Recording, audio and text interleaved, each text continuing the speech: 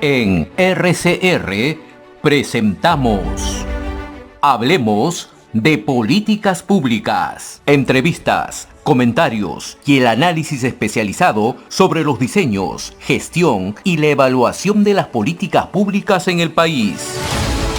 Con la conducción de Gustavo Nakamura y Fernando Calmel del Solar.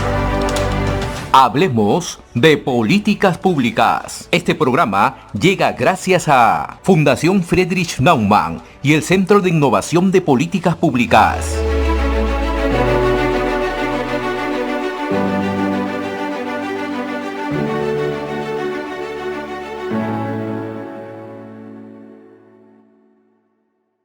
Muy buenos días, queridos amigos, y bienvenidos a un nuevo programa. Es un gusto regresar a casa, como yo digo, a Red de Comunicación Regional. Y ahora tenemos un nuevo programa. El programa se llama Hablemos de Políticas Públicas. Y esto llega gracias nuevamente a la Fundación Friedrich Naumann para Países Andinos y desde el Centro de Innovación de Políticas Públicas. Pero como siempre, no solamente uno tiene que hacer el trabajo o uno tiene que estar. Así que con nosotros nos va a acompañar en la conducción. Ahora está conectado con nosotros a Fernando Calmel. Fernando, él es actual presidente de ACEP. Fernando, un gusto que te unas a esta nueva iniciativa y estamos junto contigo. Y también nos va a acompañar y nos acompaña en representación de la Fundación Friedrich Naumann, Jennifer Gómez. Bienvenidos a ambos.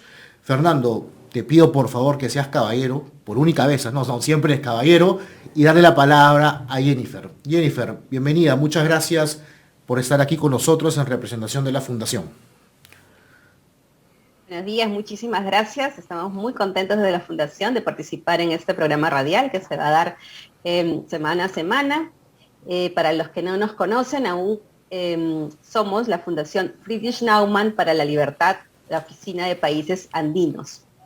Nosotros somos una de las 6 fundaciones políticas de Alemania y nos encontramos afiliados al Partido Liberal Alemán. Nuestra oficina de países andinos obviamente no trabaja solamente para Perú, sino para Ecuador, para Chile, Colombia, Bolivia y Venezuela. Nuestras actividades están enfocadas al Estado de Derecho, derechos humanos, economía social de mercado, Smart Cities, digitalización y educación de calidad. Así que los invitamos a que nos sigan en nuestras redes sociales. Estamos como FNF Países Andinos en Facebook, en Twitter, en Instagram. Tenemos muchos programas para jóvenes, tenemos muchos foros y este tipo de espacios abiertos para saber más de políticas públicas. Muchas gracias. Muchísimas gracias, Jennifer, por este auspicio, por esta colaboración de parte de la Fundación. De acá saludamos a George Denver, que es el director, pero en esta oportunidad no ha podido estar. Y bien, vamos a presentar a Fernando Calmel. Fernando es el conductor también de este programa. Fernando, ¿cómo estás? Y cuéntanos quién tenemos hoy día, porque tenemos un mix bien interesante. Sí, bueno, Gustavo, muchísimas gracias. Buenos días con todos los que nos escuchan y nos ven. Agradeciendo siempre a la Fundación por el apoyo. Encantado de poder participar como conductor en el programa y hacerle llegar a nuestros oyentes cuál es la relevancia, ¿no? Hablar sobre políticas públicas suena algo muy extraño. Entonces, trataremos de hacerlo simple, trataremos de hacerlo para poder entenderlo. Y a nosotros nos ha costado mucho tiempo, entonces vamos a llevar el conocimiento y para ello tenemos el día de hoy como invitados a Daniel Hermosa, que él es dirigente gremial de la micro y pequeña empresa y trabaja en políticas públicas a favor del micro y pequeño empresario, y a Javier Bedoya, que es abogado y político, que está haciendo nuevos rumbos propios en la política peruana y que también nos va a dar una perspectiva desde el otro punto de vista de cómo tenemos que trabajar juntos, ¿no? Perfecto, Fernando. Muchas gracias a Jennifer y a Fernando. Nosotros nos vamos a una pausa y ya regresamos con Daniel Hermosa y con Fernando para esta primera entrevista de Hablemos de Políticas Públicas. Ya retornamos en Hablemos de Políticas Públicas.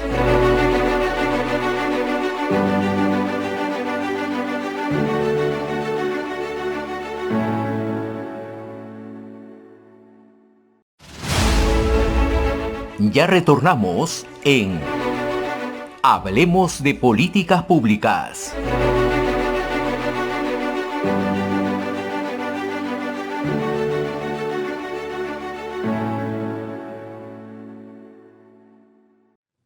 Bien, regresamos a Hablemos de Políticas Públicas y con nosotros está ya Daniel Hermosa y Fernando Calmen. Bienvenidos Daniel y bienvenido Fernando.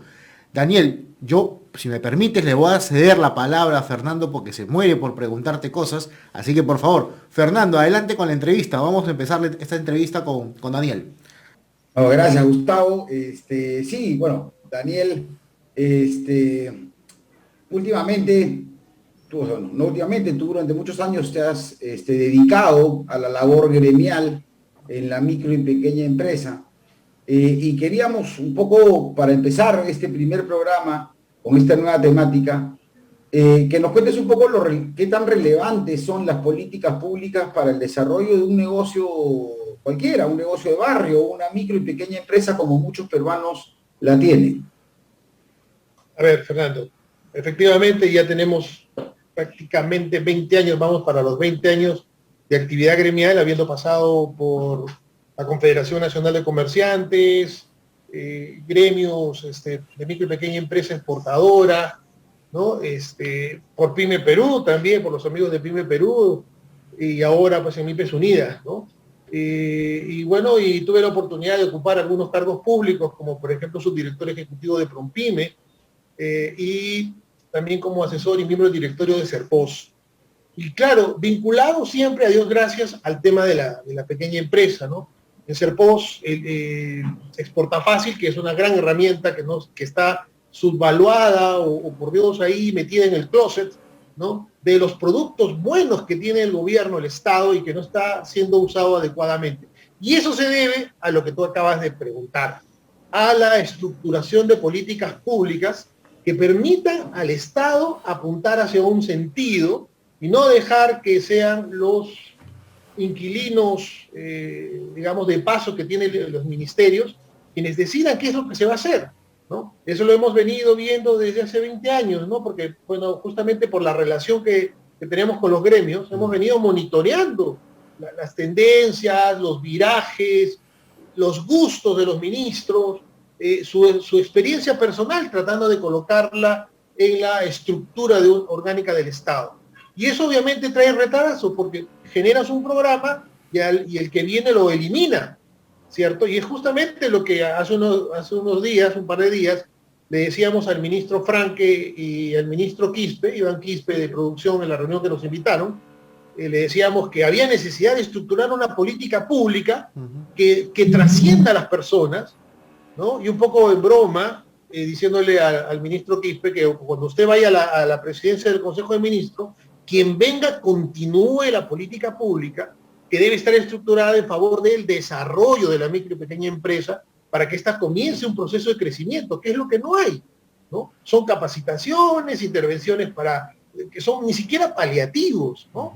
Realmente creo yo de que ahí necesitamos trabajar muchísimo en estructurar políticas estables, públicas estables y que trasciendan a las personas. Ahí, si me permites, Daniel, te tomo la primicia que nos has dado. Tú te has juntado con los dos ministros, tanto con el ministro de Economía como el ministro de la Producción, entiendo yo, y ahí se han juntado.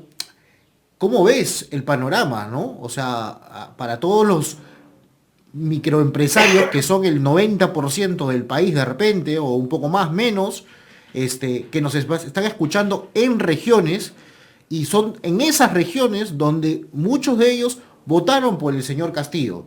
¿Cómo es el panorama? ¿Qué les espera a ellos? Porque les prometieron muchas cosas. ¿Cómo lo ves tú ahorita, en este momento? Bueno, mira, yo hasta hace unas horas antes de la reunión con los señores ministros, teníamos una expectativa muy alta. Antes del inicio de la reunión estuvimos con varios dirigentes de distintos sectores, ¿no? Como Aspan, con Pío Pantoja, Andrés Choi de los bodegueros, Román Miu de la plataforma de gremios OPI, y entre otros dirigentes, también estuvo Susana Saldaña. Teníamos una expectativa grande, pensábamos más bien que nosotros íbamos a recibir información de la definición de un plan en favor de la micro y pequeña empresa. Al final, pues hemos fuimos por lana y salimos trasquilados, porque realmente lo único que hicimos fue exponer, digamos, las necesidades o la visión que cada uno de los gremios tenía con relación a la problemática de la MIP. El señor ministro de Economía, bueno, un poquito más desenvuelto, nos dijo pues que, primero que hizo un anuncio que le gustó mucho a Susana Saldaña, de que sí estaban trabajando el tema de las salvaguardias y que lo iban a dar, definitivamente le iban a dar. Y con relación al tema tributario, nos dijo de que no iba a haber flexibilidad, que se iban a mantener las políticas de estructura como estaba planteada, porque todos hablamos casi al unísono, que era necesario dar un respiro, porque ya obviamente Sunat ha empezado su trabajo, pues de, digamos, de estar atrás de los deudores tributarios, que no somos pues gran empresa, ¿no? Ahí creo que hay un criterio equivocado, de que nosotros pues tenemos plata metido bajo el colchón y no es así.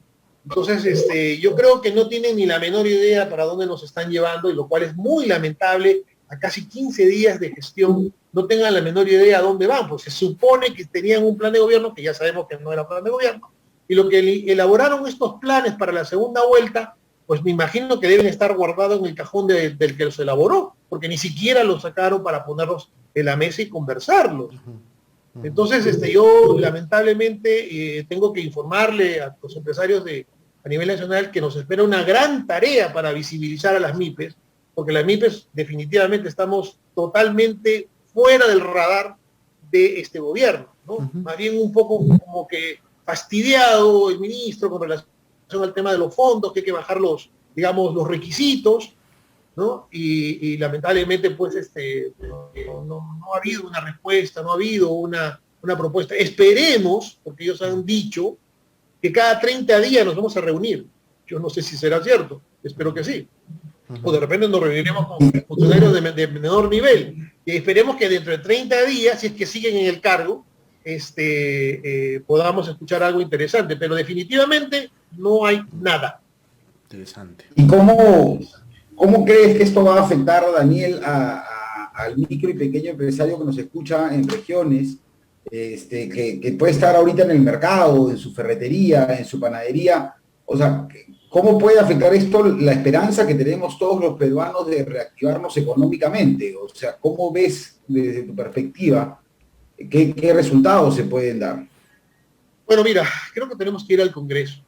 Ahí creo que vamos a tener que hacer la lucha para que se implementen políticas públicas, ¿no? Existe la necesidad de modernizar la ley 28015, la ley que se dio en el 2002, ¿cierto? Que ha sido la ley que ha permanecido casi 20 años vigente, con algunas modificaciones, ¿cierto? Pero casi vigente, y la cual ha sido reformada.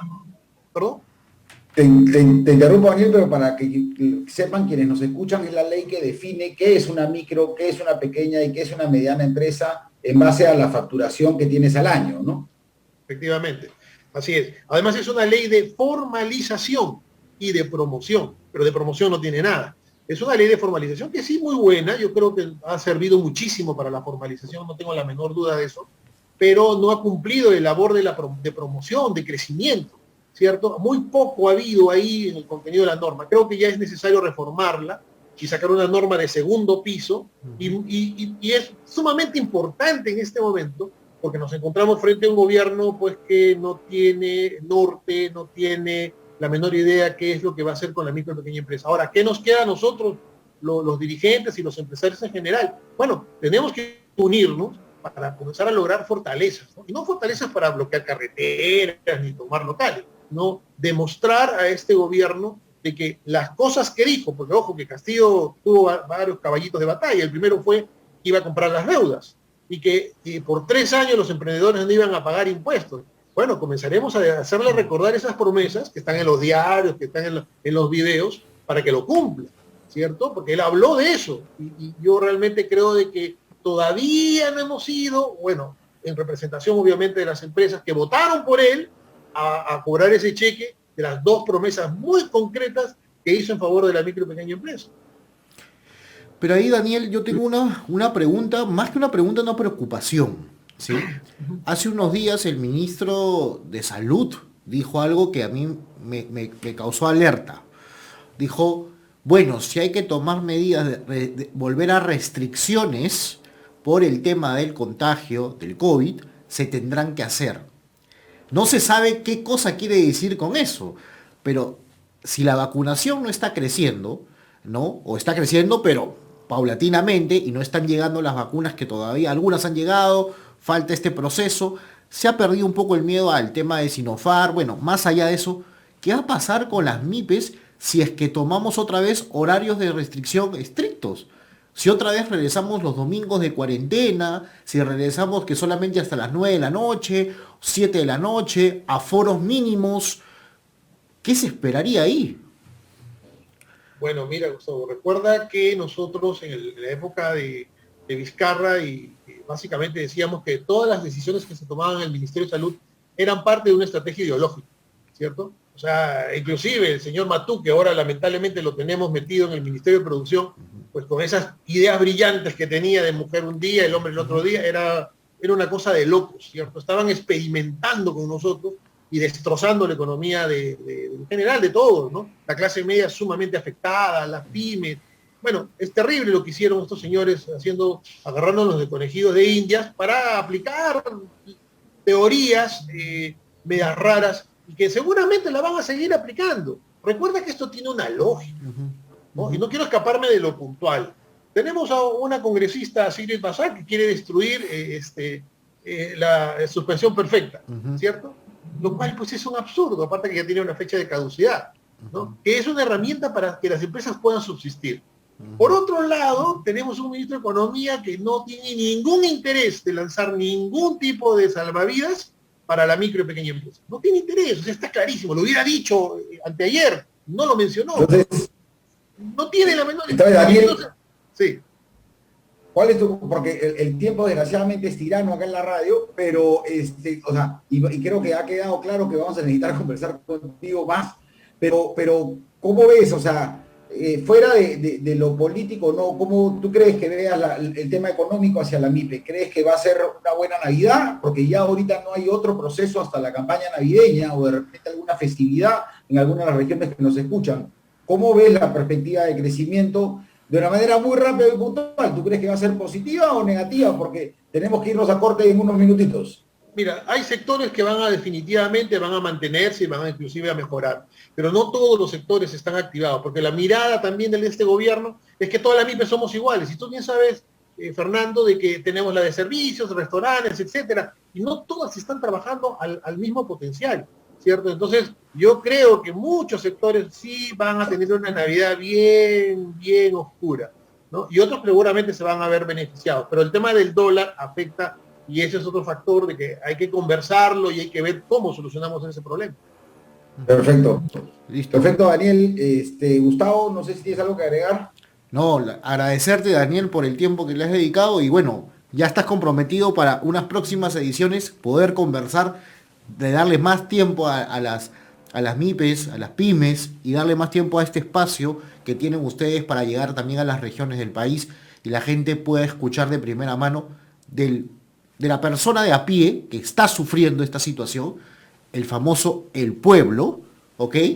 Que se escuche realmente y que se vea lo que está pasando. Muchísimas gracias, Daniel. Y nosotros nos vamos a una pausa. Muchas gracias y nos vamos a una pausa. Y ya viene con nosotros Javier Bedoya de Negri, que nos cuente su nuevo partido político. Ya nos contará en qué está. Sigamos en sintonía de Hablemos de Políticas Públicas.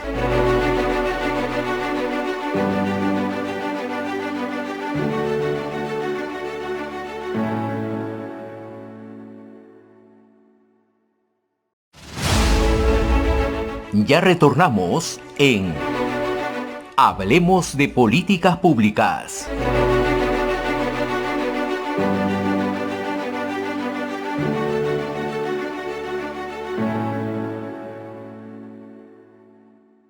Bien, regresamos, queridos amigos, aquí a Hablemos de Políticas Públicas y tenemos ahora sí a otro invitado. Está con nosotros Javier Bedoya de Negri y bueno, nuestro conductor también, Fernando Calmer, que bueno, él está en el caso de él, está por Zoom. La próxima edición espero que esté acá y yo esté en Zoom y así vamos a trabajar de esta forma. Bueno, Javier, bienvenido al programa. Es nuestro primer programa con Fernando Hablemos de Políticas Públicas, gracias a la Fundación Fredrik Naumann, y queríamos preguntarte algo puntual, yo particularmente. ¿A dónde te vas? ¿Qué vas a hacer en la política? Porque te hemos visto de analista político, sales en Willax, sales en varios medios, pero sí quisiéramos que nos des la primicia en las regiones, a lo mejor, por dónde está yendo Javier Bedoya. Algunos dicen que vas a refundar el PPC, otros dicen que estás abriendo otro camino. ¿Dónde vas a terminar, Javier, en términos políticos? Claro está. Hola Gustavo, Fernando, ¿cómo están? Muchas gracias por la invitación. Bueno, del país no me voy, Okay. Por ahí te adelanto. Ya. Me quedo acá atrincherado a defender la democracia. A ver, no es una decisión que ya la tomé el año pasado y que creo que es de conocimiento público, que yo pedí licencia al PPC por discrepancias doctrinarias y también de forma con la actual dirigencia.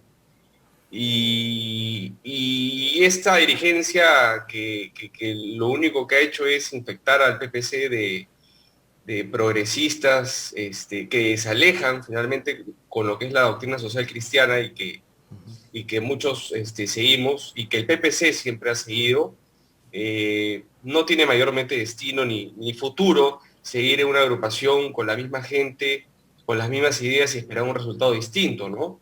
Y creo que los resultados hablan por sí solos. El PPC ha perdido la inscripción y creo que es porque ha perdido justamente esa identidad que tuvo durante muchos años. No siendo un partido de masas, es verdad, pero sí siendo un partido que seguía una idea y que la gente sabía lo que pensaba y lo que representaba el PPC. Hoy en día creo que la gente no tiene claro qué cosa es el PPC. Hay una confusión como consecuencia de la mala conducción y la deformación doctrinaria a la que ha llevado esta dirigencia al PPC. Pero bueno, ellos han decidido quedarse, tienen la conducción del partido, dicen que lo van a volver a inscribir. Yo no estoy de acuerdo con eso. Estoy de acuerdo con que se reescriba, pero que se reescriba un PPC, el PPC que fue de pronto mejorado, pero no el PPC que finalmente terminó perdiendo la inscripción.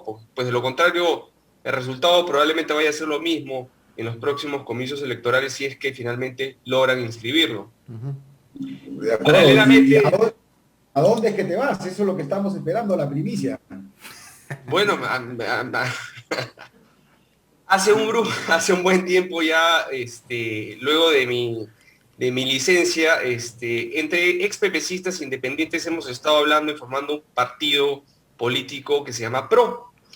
Este partido es inspirado efectivamente en la doctrina social cristiana, tiene algunos vicios también, principios del liberalismo conservador, pero para hablar en cristiano y para que la gente me entienda, somos un partido de derecha conservador. Y el partido, digamos, está en una etapa de formación, está cuajando, hemos tenido ya capacitaciones con el apoyo de la Konrad Adenauer, de la Fundación Konrad Adenauer, y ahora estamos en proceso de organización y viene la parte de la inscripción, donde tenemos que armar los comités distritales, provinciales y regionales, ¿no? Este es un periodo de tiempo de aproximadamente 1 año hasta 2, yo te diría, puesto que lo que queremos hacer es algo bien armado, ¿no? No un proyecto improvisado y a la carrera, sino un proyecto que siga ideas y no a personas. No es un partido de Javier Bedoya, no es un partido de fulano, mengano, sultano, es un partido que sigue una idea y que lo que esperamos nosotros es que trascienda más allá de las personas. Es decir, que más allá, el día que me pase algo a mí, que Dios quiera no, toco madera, aunque no se sabe con este gobierno, pueda venir otra persona y finalmente seguir con el trabajo, porque finalmente las personas que están ahí siguen ideas, principios, valores, y no una persona en particular. Los que quieran ver un poco de qué se trata, pueden meterse a la página web, que es www.peru-mediopro.com, y ahí un poco que van a ver finalmente, bueno, nuestro ideario, quiénes somos, qué es lo que buscamos.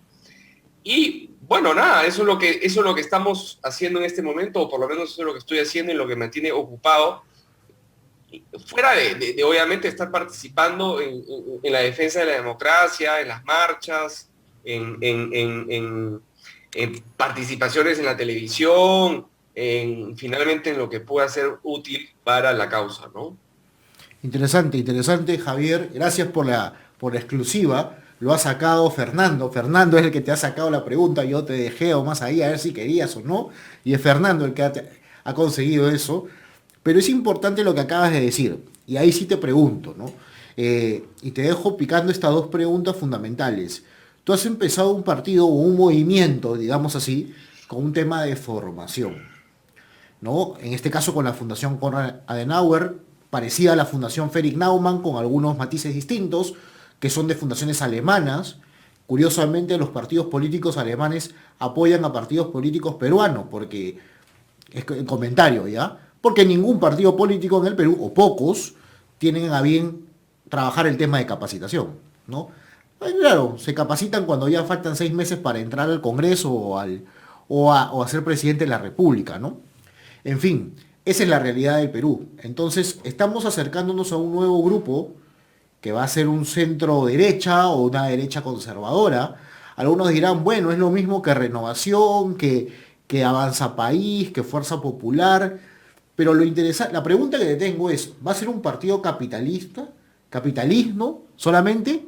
Porque claro, si vienes del PPC, y te digo la pregunta ¿por qué? Porque estamos entrando en regiones. Entonces, una persona que nos está escuchando en la región del país, que estamos en Cajamarca, te escucha, es un agricultor y dice, yo me identifico con esa doctrina social cristiana, ¿puede ser parte de PRO? Por supuesto, la idea de PRO es ser un partido a nivel nacional, no ser un partido capitalino que se centre en Lima metropolitana. Y justamente lo que nosotros estamos poniendo énfasis, como bien dices tú, es en el tema de las capacitaciones, porque creemos que no hay partidos políticos hoy día. Lo que hay simplemente son vehículos que son manejados por caudillos, por dueños de partidos, y que el día de mañana que justamente le pase algo al dueño o que se retire de la política, el partido desaparece. Y hemos visto varios ejemplos como ese, o sea, Perú Posible de Alejandro Toledo, o el Partido Nacionalista de Ollanta Humala, el partido de PPK, en fin, varios partidos que simplemente se han formado en torno a un caudillo, en torno a una elección, pero que muerto el caudillo, desaparecido el caudillo, o pasado el proceso electoral, el partido, digamos, dejó de tener vigencia. Y eso no puede suceder. Lo que nosotros queremos hacer en PRO es que la gente finalmente siga ideas. Y este es un trabajo continuo de 5 años, de 5 años, de 5 años, es decir, continuo sin parar, no hecho para un proceso electoral. Nosotros lo que queremos justamente es llegar a las regiones y a los distritos más alejados para formar un comité ahí y que hay un responsable de PRO en ese distrito alejado que finalmente lleve la voz de esas personas a las que podemos hacer o estemos en capacidad de hacer algo por ellos, ¿no? Y trabajar finalmente las bases del partido así, de abajo hacia arriba. Y para eso necesitamos evidentemente hacer una organización a nivel nacional, ¿no? Además que la ley también te pide hoy en día como requisito tener determinados comités en un determinado número de provincias y distritos a nivel nacional. Entonces, si realmente queremos tomarnos en serio este proyecto, tenemos que cumplir no solamente con lo que nos pide la ley, sino más. O sea, debemos procurar estar en cada distrito del país, si es posible. De tal forma que claro, podamos... Perdón. Sí, perdón. No, que te iba a comentar justo sobre, o sea, para poder estar, qué tipo de perfil de ciudadano, o sea, no, a veces, últimamente, estos falsos partidos políticos se asocian, ¿no? Y yo voy a representar al campesino, yo voy a representar al trabajador, yo voy a representar... ¿Cómo es el perfil del ciudadano que podría ser de PRO? O sea, ¿cómo microempresario, trabajador, campesino, cómo hombres, mujeres, qué edad, hacia qué sector están apuntando, o son todos en general, mientras tengan una misma idea? Eso es un poco para que conozca la gente qué es lo que se está lanzando y cómo se puede acercar a ustedes, ¿no?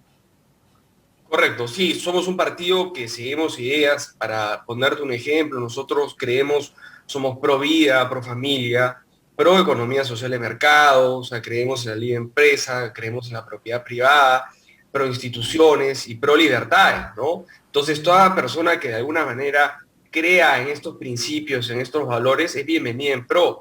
Y evidentemente, yendo al tema que te interesa a ti, Fernando, que son las pequeñas y medianas empresas, nosotros somos un partido que creemos en la economía social de mercado, o sea, queremos justamente robustecer la clase media a estos pequeños empresarios, emprendedores, que finalmente son el motor de la economía, valgan verdades. Esos son el motor de la economía. Y mientras la clase media sea más grande, el país le va a ir mejor. Lamentablemente, en los últimos años, por los malos manejos y por la pandemia, la clase media, que había crecido como consecuencia del modelo económico, como consecuencia de la economía social de mercado, que está desde la Constitución del 79 instaurada por el PPC, pero ejecutada, digamos, a rajatabla en la Constitución del 93, ha sido el modelo económico que finalmente ha sacado a muchos peruanos de la pobreza. Más del 50% de los peruanos en los últimos 20 años han salido de la pobreza gracias a ese modelo económico. Ahora hemos retrocedido un poco como consecuencia de lo que acabo de mencionar, pero el problema no está en cambiar el modelo económico, el problema está justamente en buscar dónde están, digamos, las trabas de la distribución de la plata que te da el modelo económico, ¿no? Y ahí quiero pasar, por ejemplo, el tema de la regionalización, que para mí ha sido un gran desastre. O sea, la idea en papel es muy buena, descentralizar el país, pero en la práctica ha sido un gran desastre. Lo que ha generado es que hemos descentralizado corrupción, hemos descentralizado burocracia, hemos generado cuellos de botella, hay mucho dinero en las regiones que está estancada en las cuentas bancarias de los gobiernos regionales, muchos de ellos acusados por corrupción, malos manejos, y esa es la plata que finalmente debería decantar y distribuirse en esta gente que considera que no le ha llegado porque no le ha llegado la plata. Pero no es porque sea culpa del modelo económico, sino porque está mal administrado el dinero. Y eso es algo que finalmente hay que tenerlo claro, ¿no? Y lamentablemente muchos de esos gobernadores que hoy día están presos son gobernadores de izquierda, ¿no? Con lo cual te demuestra que el comunismo, pues, no sabe finalmente administrar dinero, más bien sabe cómo gastarlo e indebidamente. Javier, entonces, bueno, ya nos has contado un poco la perspectiva política, qué vas a hacer políticamente y a qué te vas a dedicar en este tiempo, pero te tengo que lanzar la pregunta, ¿no?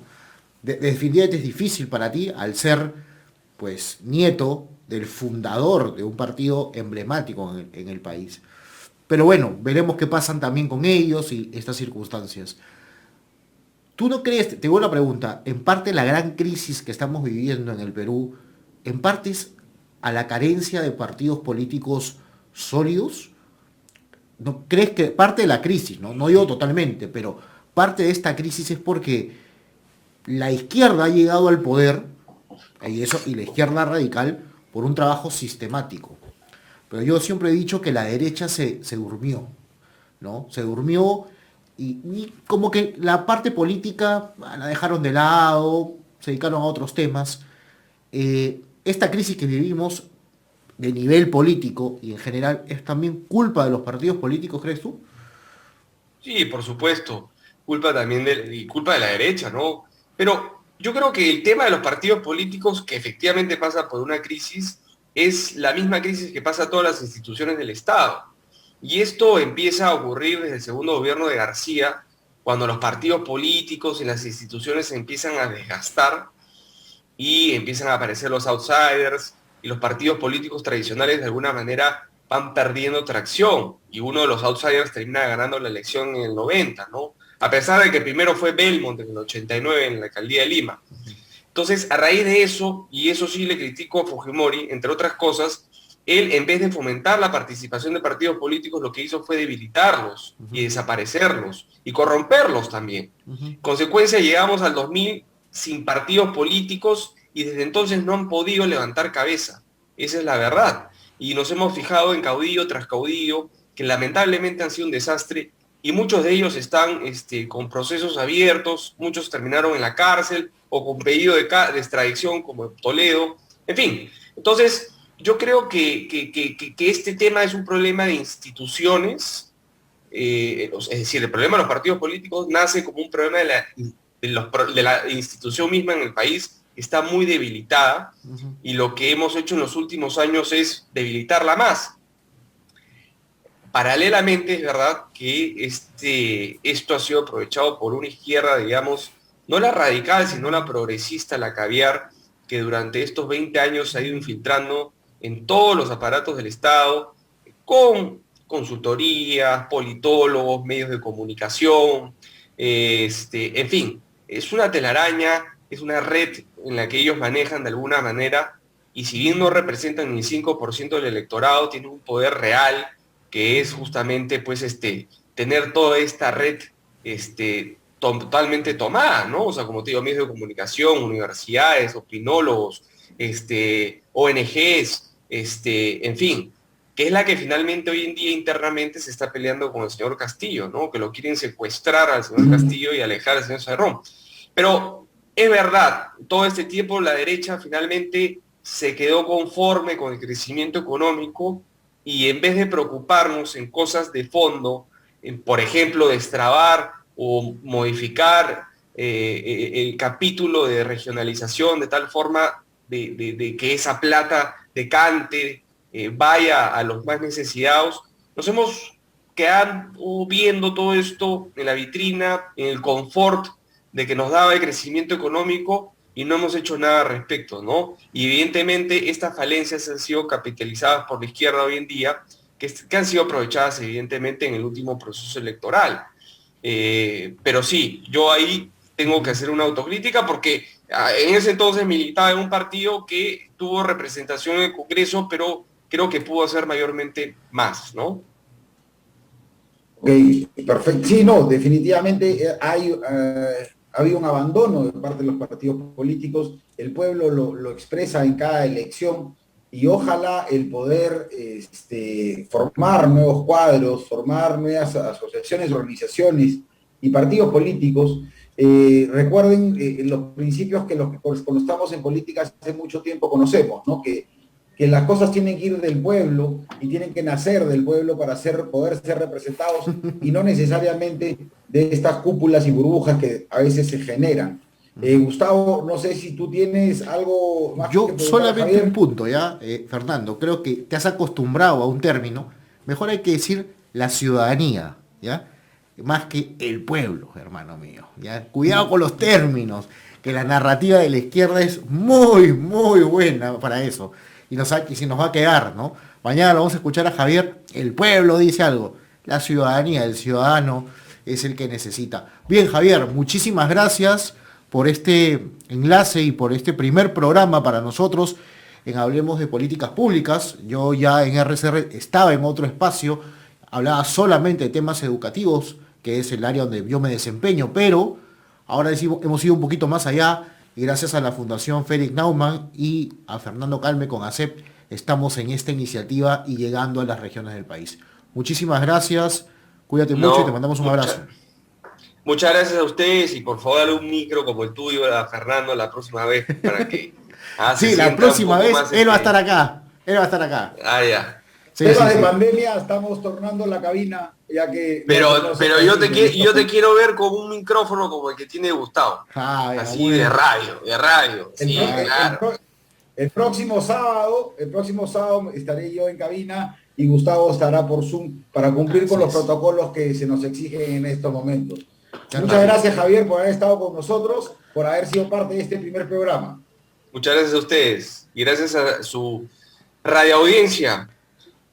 Hasta luego. Muchas gracias. Vamos a una pausa y vamos con la última parte del programa. Nos quedamos con Fernando para dar el cierre.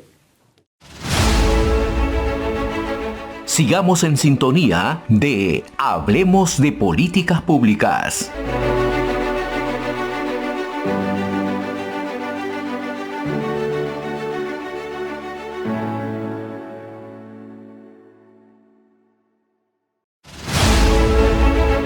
Ya retornamos en Hablemos de Políticas Públicas.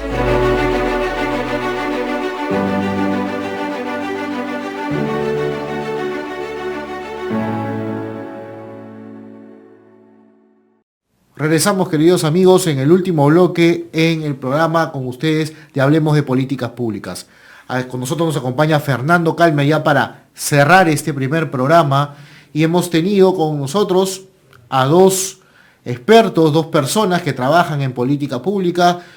Uno, Daniel Hermosa, que está más vinculado a las MIPYMES y a las PROMPYMES y todo este tema gremial. Y Javier Bedoya nos ha dado la exclusividad que está iniciando un nuevo proyecto político y ya trabajando temas de capacitación. Fernando, ¿cuáles son tus conclusiones de este primer programa? Bueno, primero, un gusto y agradecido de poder llegar a todos quienes nos escuchan y nos ven, y esperemos haber llegado con dos personas que de alguna manera, desde puntos distintos, empiezan a esclarecer la importancia de una política pública en el Perú. La intención de estos programas es conversar de cómo nos pueden afectar y cómo pueden afectar directamente lo que un gobierno, ya sea desde el Congreso, la municipalidad, el gobierno regional o el Ejecutivo, va a afectar finalmente a nuestro bolsillo, ¿no? Las políticas públicas llegan a nuestro bolsillo, llegan a nuestra billetera, y en estos casos de pandemia afectan nuestra salud también. Entonces tenemos que estar como ciudadanos muy atentos para poder distinguir cuando una política pública, por más bonita que suene, si va a ser favorable o no para nosotros todos los ciudadanos del país. Y muy agradecido, Gustavo, de poder haber estado en este primer programa. Y vamos para adelante, que vienen muchos más. Vienen muchos programas más. Yo solamente quiero despedirme anunciándoles dos cosas puntuales.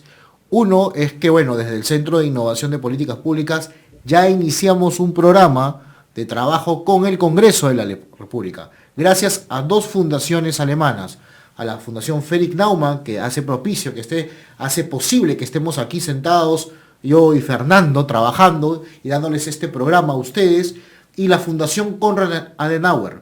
Nunca en el Perú estas dos fundaciones han trabajado juntos y ahora están trabajando juntos de cara al Congreso. Y solamente decirles que el jueves voy a estar en una mesa de educación que me ha invitado la Universidad San Martín de Porres, donde voy a compartir con el ex ministro Ides Wessler para hablar el famoso retorno a clases. Vamos a ver qué se viene, entre otras autoridades. Así que, nada, muchísimas gracias a ustedes por habernos acompañado en este primer programa de Hablemos de Políticas Públicas, y nos vemos el próximo sábado a la misma hora, en el mismo canal, en las mismas radios, por favor, que nos escuchan en las regiones y en las redes sociales. Muchísimas gracias a ustedes y gracias, un abrazo, Fernando. Y el próximo sábado Fernando está acá y yo estaré en Zoom. Nos vemos. Sigamos en sintonía de Hablemos de Políticas Públicas.